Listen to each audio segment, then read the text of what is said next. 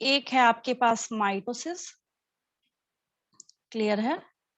एक टर्म यहाँ पे क्या है, माइटोसिस है, और दूसरा जो टर्म है यहाँ पे दैट इज मियोसिस, ठीक है, दैट इज मियोसिस।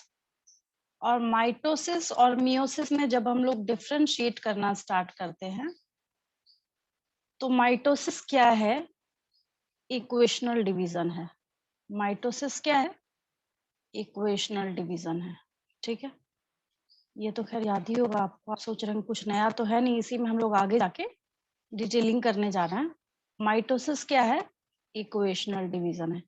अच्छा, एक चीज आपने नोटिस करा है, अभी जब ये चैप्टर चल रहा है तो इस चैप्टर ने माइटोसिस को ज्यादा तवज्जो नहीं दिया है।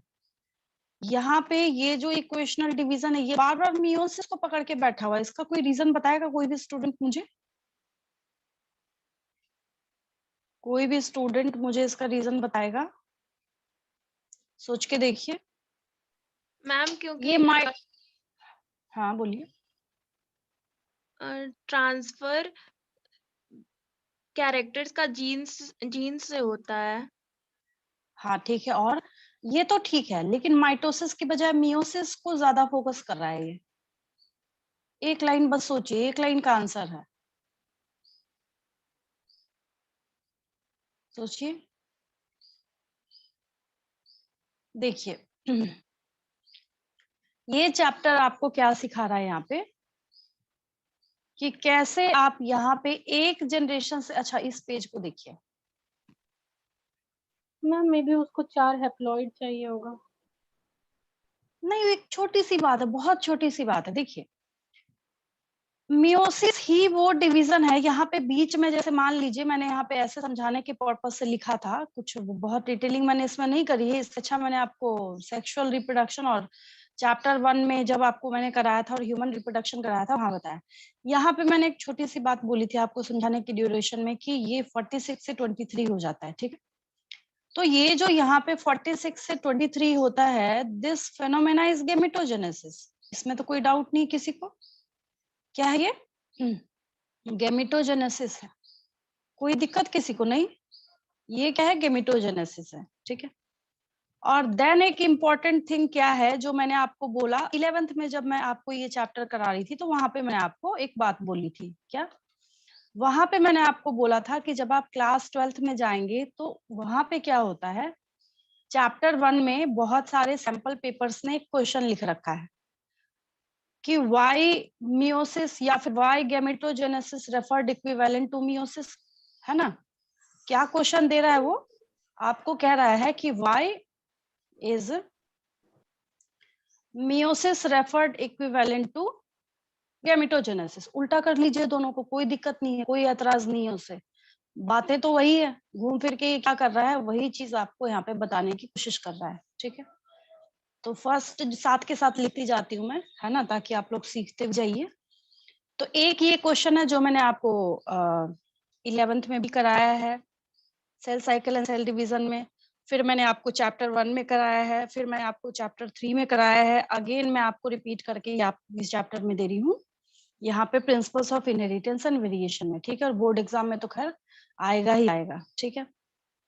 तो फर्स्ट क्वेश्चन के फॉर्म में मैं यहाँ पे लिख देती हूँ आपको। पहला जो क्वेश्चन है, ऐसे भी आपके असाइनमेंट क्वेश्चन की कॉपी अलग है तो कोई बहुत फर्क नहीं पड़ने वाला है मुझे या आपको किसी को भी, ठीक है। पहला क्वेश्चन बहुत अच्छा क्वेश्चन है, किसी के पास अगर एग्जाम आइडिया की गाइड हो, तो खैर हर चीज नेट पे अवेलेबल है सिचुएशन को देखते हुए, ठीक है। उसमें देखिएगा ये क्वेश्चन है, डायरेक्ट क्वेश्चन, बोर्ड एग्जाम ने भी पूछा है इसको। यहाँ पे मैं क्वेश्चन पूछ रही हूँ, वाई इज, जी को बड़ा लिखने की कोई जरूरत नहीं है, why is gametogenesis, why is gametogenesis.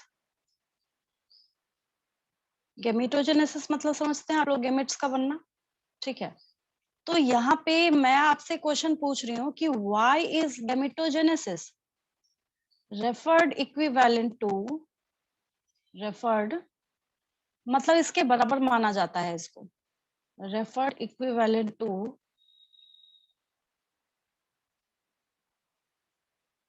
Meiosis.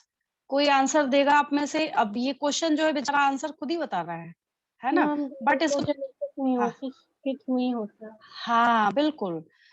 तो अब देखिए यहाँ पे कैसे कैसे जब आप ओपन करते जा रहे हैं तो आपको यहाँ पे सारा जो सस्पेंस है वो धीरे धीरे ओपन होता जा रहा है। ठीक है, पहले मैंने आपसे क्वेश्चन क्या पूछा? पहले मैंने क्वेश्चन पूछा आपसे कि ये जो चैप्टर है जो आपको पढ़ाई करा रहा है यहाँ पे, ये घूम फिर के पड़ा हुआ है किसके पीछे? मियोसिस के पीछे पड़ा है, माइटोसिस का जिक्र नहीं कर रहा। ऐसा थोड़ी कि हमारी बॉडी में नहीं होता।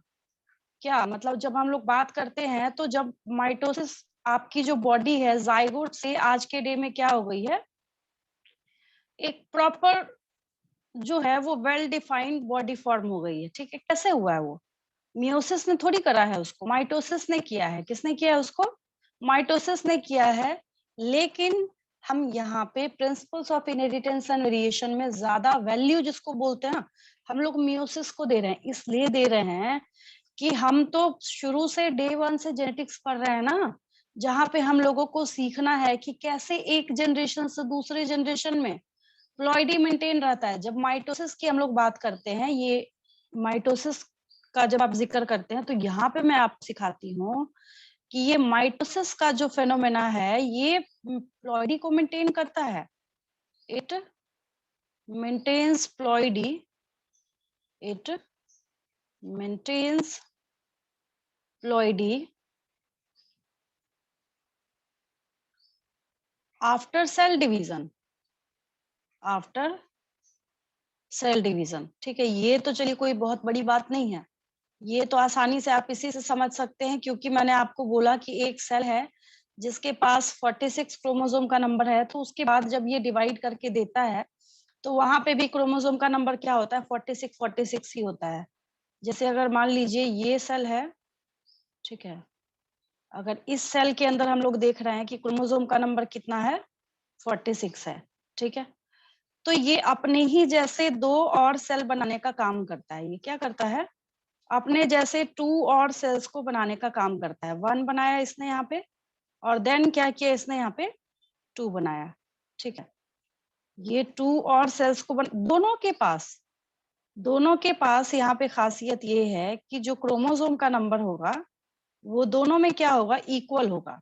ठीक है, ये तो हुआ सिंपल सा माइटोसिस। यहाँ पे कोई फेरबदल नहीं है, बेचारा बहुत सीधा साधा है। हाँ, इसके अंदर में बहुत सारी कॉम्प्लिकेशन छिपी हुई है कि अगर ये क्रोमोसोम का नंबर 46 कैरी कर रहा है, गारंटी देता है ये। क्या गारंटी देता है? कि मैं जो सेल डिवीजन करके दे रहा हूँ, यहाँ पे मेरी तरफ से ओपन चैलेंज है और गारंटी है कि यहाँ पे जो क्रोमोसोम्स का नंबर है वो ऑलवेज कैसा होगा? क्रोमोसोम का नंबर हमेशा ही यहाँ पे 46 और 46 होगा। हमेशा जब भी ये डिवाइड करके देगा तो यहाँ पे क्रोमोसोम का नंबर क्या होगा? 46 और 46 होगा। ठीक है, ये तो रही सिंपल सी बात। अब हम लोग यहाँ पे मियोसिस की बात करते हैं। अब थोड़ा ध्यान दीजिएगा दोनों के अपोजिट पॉइंट में। ठीक है, यहाँ मैंने लिखा it maintains ploidy after cell division. यहाँ देखिए, ये तुरंत सेल डिवीजन के बाद प्लॉइडी को मेंटेन करने का काम नहीं करता है। यहाँ पे नेक्स्ट पॉइंट ये हो जाएगा, इट डजंट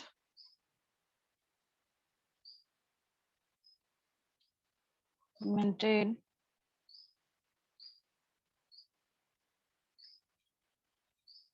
प्लॉइडी। दोनों एक साथ में कर देती हूँ ताकि आप लोगों को आसानी हो और आप कंफ्यूज भी ना हो इसमें। It doesn't maintain ploidy after cell division. वैसे तो नहीं कर रहा है लेकिन दूसरे तरीके से कर रहा है। आफ्टर सेल डिवीजन, ठीक है, इसके तुरंत बाद तो ये नहीं कर रहा है, बट ये नहीं होता तो एक मैं केस आपको भी बताती हूँ। But it is responsible for, but it is responsible for, but it is responsible for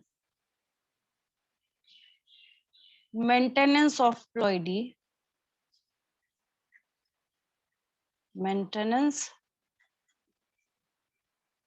of ploidy from one generation to another generation, from one generation, इसको एक रफ वर्क से मैं समझाती हूँ, आपको समझ आ जाएगा. From one generation to another generation, to another generation. अब यही पूछ लेता है बच्चों से एग्जाम में. आपको क्या लगता है इतना सीधा क्वेश्चन पूछा जाएगा? कौन प्लॉइडी मेंटेन करता है? वो तो खैर हम लोग कर लेंगे प्रैक्टिस के लिए, ताकि आपको याद रहे. एक रफ वर्क मैं बताती हूँ आपको जिससे समझ आए. देखिए यहाँ पे फादर है, ठीक है. यहाँ पे क्या है? मदर है. मैंने यहाँ पे मदर लिख दिया, ठीक है. इसके पास भी क्रोमोसोम का नंबर 46 है, इसके पास भी क्रोमोसोम का नंबर 46 है. यहाँ पे गेमिटोजेनेसिस के बाद सेल ने बोला मैं दूंगा ही नहीं 23 क्रोमोसोम, मुझे 46 क्रोमोसोम ही यहाँ पे रखना है. गेमिट के पास, गेमिट ने क्या किया? 46 ही क्रोमोसोम रखा. इसने बोला कि मैं भी नहीं देने वाली हूँ यहाँ पे, इसको भी 46 से भाड़ में जाए मियोसिस, मुझे कोई मतलब नहीं है. मैं यहाँ पे 46 क्रोमोसोम जो था वो प्लॉइडी मेंटेन करके मैंने दे दिया, ठीक है. अब ये फादर मदर जो हैं, जो इनके बीच में क्रॉसिंग हो रही है, ठीक है, तो ये क्या है? पेरेंट्स हैं. ये क्या है? पेरेंट्स हैं. और यही आगे जाके इनके फ्यूजन के बाद, इन गेमेट्स के फ्यूजन के बाद यही आगे जाके F1 बनाने वाले हैं, ठीक है. इतना तो खैर कॉन्सेप्ट अब आपके पास हो गया है, ठीक है. कभी आपने सुना है आज तक कि कोई ऐसा इंसान पैदा हुआ हो जिसकी बॉडी में 92 क्रोमोसोम्स होते हैं? नेवर. सुना है आपने क्या? No ma'am. 40. इसकी मैम. बात कर रहे हैं हम लोग. इसी चैप्टर के एंड में जाके मैं आपको मेंडेलियन डिसऑर्डर्स, क्रोमोसोमल डिसऑर्डर सब कुछ दिखाने वाली हूँ. वहां पे जैसे अगर हम ये सेल लेते हैं, एक छोटा सा मैं आपको एग्जांपल देती हूँ, तो सारे के सारे जो 23 पेयर हैं वो ऐसे जोड़े में हैं, पता है आपको, है ना. काउंट तो मैं नहीं कर रही, ऐसी मैं बता रही हूँ आपको, ठीक है. क्या होता है 21वें नंबर पे? 1 2 3, अब जैसे भी हो, ये 2 की बजाय 3 कॉपी आ जाती है यहाँ पे. तो क्रोमोसोम का नंबर 46 + 1 होगा या नहीं? यस और नो? एक जगह एक एडिशनल आ गया है, एक जगह क्या हुआ है? एक एडिशनल आ गया है, ठीक है. तो क्रोमोसोम का नंबर हो गया 46 + 1. ये डाउन सिंड्रोम है. आगे पढ़ाऊंगी मैं आपको, बहुत डिटेलिंग करनी है आपको उसको. अभी कुछ नहीं रखना है दिमाग में. एक छोटी सी बात ये रखिए कि अगर एक एक्स्ट्रा क्रोमोसोम आके बैठा तो यहाँ पे अर्थ का अनर्थ हो गया, तो एक सिंड्रोम की तरफ लीड कर गया. तो भाई यहाँ तो हम क्या कर रहे हैं? पूरा ही ये हॉरिबल कॉन्सेप्ट है, ऐसा तो कभी हो ही नहीं सकता. तो दोनों में फर्क समझिए. अगर नॉर्मल सेल डिवीजन के बाद अब यहाँ पे जब फ्यूजन हो रहा है, the phenomena of fusion is not equivalent to cell division. Fusion is another thing. अगर मैं यहाँ पे बोल रही हूँ कि ये फ्यूजन हो रहा है, क्या हो रहा है? यहाँ पे फ्यूजन हो रहा है, तो फ्यूजन तो नहीं, फ्यूजन को तो कोई मतलब नहीं है ना. फ्यूजन को तो आप जो दीजिएगा. हाँ, ये सब में सबके सारे फसाद की जड़ हम लोग क्या पढ़ेंगे? जब गेमिटोजेनेसिस हुआ था, गेमिटोजेनेसिस होने के टाइम में, सेल डिवीजन के टाइम में कहीं पे कोई दिक्कत आई थी जिसकी वजह से क्रोमोसोम सेपरेट होके जैसा होना चाहते थे वैसा नहीं हो पाए, जिसकी वजह से ऐसी कंडीशंस आई. इन्हीं सब चीजों को टेस्ट करने के लिए, जैसे ये मैं यहाँ पे आपको एक छोटा सा एग्जांपल दे रही हूँ डाउन सिंड्रोम का. इन्हीं सब चीजों को चेक करने के लिए लाया गया था. किसको? मतलब लाया गया है एमनियोसेंटेसिस को.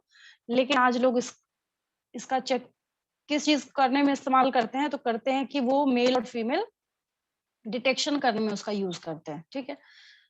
तो यहाँ पे एक क्रोमोसोम जब आपने एक्स्ट्रा दिया है तो यहाँ पे इतना हॉरिबल डिसऑर्डर निकल के सामने आ रहा है डाउन सिंड्रोम का, ठीक है. जो, हाँ याद आया, ये नाम आपने तब सुना होगा मेरे मुंह से जब मैंने आपको बताया था कि जैसे जैसे फीमेल की एज इंक्रीज होती जाती है, चांसेस ऑफ और चॉइसेस जो स्पर्म्स के लिए हैं फ्यूज करने के लिए कम होते चले जाते हैं, ठीक है. तो इसके लिए डाउन सिंड्रोम का कॉज जब आप नेट पे सर्च कीजिएगा तो वहां पे सबसे फर्स्ट जो कोई ब्लेम करता है वो फीमेल की एज को करता है कि बहुत ज्यादा एज के बाद चॉइसेस कम हो जाते हैं. तो ऐसा चांस हो सकता है कि उसकी वजह से क्या हो रहा हो, डाउन सिंड्रोम हो सकता है. क्रोमोसोमल कहीं पे एबनॉर्मेलिटी आ सकती है. तो बहुत सारी चीजें हैं इसके रिगार्डिंग, ठीक है.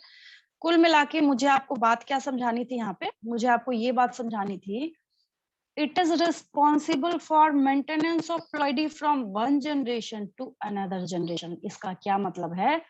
ये जो पेरेंट था और F1 के पास जब आप गए, तो F1 जब यहाँ पे बना है तो इसमें आपने कभी 92 नहीं सुना होगा, जिसके फादर मदर यहाँ पे 46 क्रोमोसोम्स कैरी कर रहे हैं, वहां पे उस बच्चे के पैदा होने के बाद उसकी बॉडी में भी सेल्स का क्रोमोसोम का नंबर कितना होता है? 46 ही होता है। And how it becomes possible? Just because of meiosis. मेरी बात समझ आ रही है? क्योंकि मियोसिस आज दुनिया में हो रहा है, तो ये यहाँ पे ये गारंटी भी प्रोवाइड करता है कि हाँ चलो मैं गारंटी देता हूँ कि मैं हेल्प करूंगा एक जनरेशन से दूसरे जनरेशन में प्लॉइडी को मेंटेन करने के लिए। ठीक है, जो हम लोगों ने यहाँ पे लिखा है, साधारण भाषा में इसको लिखा है। और यहाँ पे मियोसिस को जब आप देखना स्टार्ट करते हैं, तो मियोसिस का सबसे अच्छा एग्जाम्पल, जीता जागता जिसको एग्जाम्पल हम लोग बोलते हैं, वो आपको कहाँ से देखने को मिलता है? गैमेटोजेनेसिस से ही मिल जाता है। ठीक है, हालांकि अगर एक पहले मियोसिस से लिख देती हूँ, स्पेस कम है वहां पे, तो अगर एक मियोसिस का भी मिल जाए तो अच्छा है। वैसे ही बिल्कुल क्या होगा, अब देखिए मैंने लिखा मियोसिस, मैंने कहीं पे इसमें कहीं पे भी गैमेट तक का नाम नहीं लिखा। ठीक है, बट यहाँ पे साफ साफ ये खुद ही बोल रहा है और दिखाना भी स्टार्ट कर दिया इसने, ये स्पर्म ओवम वगैरह वगैरह जो भी दिखा रहा है, दीज सेल्स आर और सेक्स सेल्स लिख भी रहा है। स्पर्म मेल के अंदर होगा और ओवम या एग फीमेल। पहले एग एग बोलते थे, अब तो खैर नई बुक्स जैसे जैसे धीरे धीरे उसमें इम्प्रूवमेंट करी जा रही है, ओवम सब उसको कर ही रहे हैं। ठीक है, ऐसा नहीं कि उसके बाहर कोई एग की तरह कैल्शियम कार्बोनेट की कवरिंग होती है जो उठा के हम एग बोल दे कॉमनली। किताबों में है लिखा हुआ अभी भी, उसमें खैर कोई दिक्कत है नहीं, है ना, वहां पे कहीं कोई दिक्कत नहीं है। यहाँ पे ये क्या करता है, प्लॉइडी को एग्जैक्ट हाफ कर देता है। जो प्लॉइडी इनको शुरू में दिखता है या दिख रही होती है, उससे ये चेंज हो जाता है ना। इस पेज को अगर थोड़ा और ऊपर करें तो डायग्राम थोड़ा फिट हो जाएगा। चलिए इसको मैं बाद में सही करूंगी। यहाँ पे मेन मुझे आपको यही चीज समझानी थी कि ये पेरेंट सेल अगर है, ठीक है, पहले कोई सा भी डिवीजन स्टार्ट होने वाला हो, चाहे माइटोसिस स्टार्ट होने वाला हो, चाहे मियोसिस स्टार्ट होने वाला हो, ठीक है, दोनों की खासियत यहाँ पे ये है कि दोनों के दोनों क्या करते हैं, दोनों ही कंडीशंस में पहले डीएनए रेप्लिकेशन होता है। डीएनए रेप्लिकेट्स लिखा है, वो थोड़ा धुंधला दिख रहा है, उतना साफ नहीं दिख रहा है, बट आपको ये बात मैंने बहुत अच्छे से डिटेलिंग में डायग्राम वगैरह लगा के समझा रखी है। बाकी तुम लोग देखने ही वाले हैं, नेक्स्ट चैप्टर तो पूरा इसी को डेडिकेटेड है। यही डीएनए रेप्लिकेशन है, ट्रांसक्रिप्शन है, ट्रांसलेशन है, यही सब कुछ चलने वाला है वो चैप्टर में। ठीक है।